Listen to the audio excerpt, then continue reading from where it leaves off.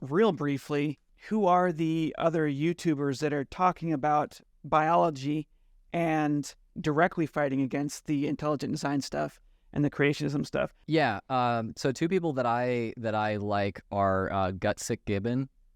Yeah, she was actually first on my list. I think she's one of the best right now that directly addresses creationism. The facts that she delivers are great.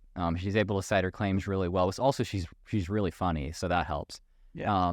And then awesome. Also my friend Jackson Wheat. I think he does a really good job of. He was second on my list.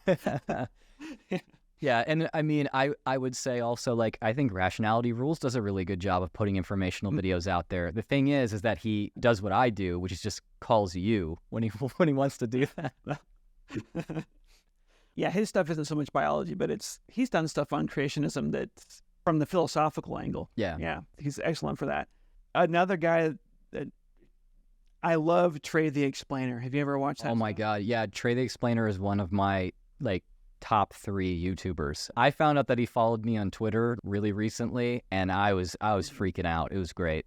It was a great moment for me. Trey is wonderful. His stuff is maybe 6 years ago. He went on a big thing with paleontology. He would look at animal corpses that people thought were dinosaurs or whatever, and he'd talk about what they were.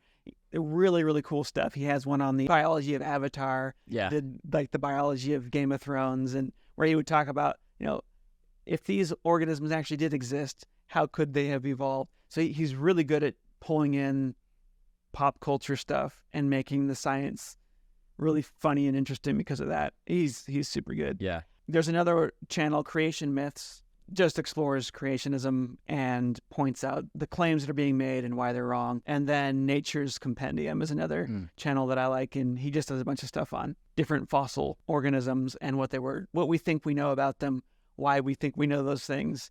And he goes into a lot of detail, and he does these reconstructed animations that are pretty cool. So I have a couple more people on my list to check out then. Anyone else that you would recommend? Even podcasts or other, we talked about Joe Rogan. What are podcasts that you actually listen to? I watch Star Trek at night with my wife, but other than that, I just am reading nonfiction books.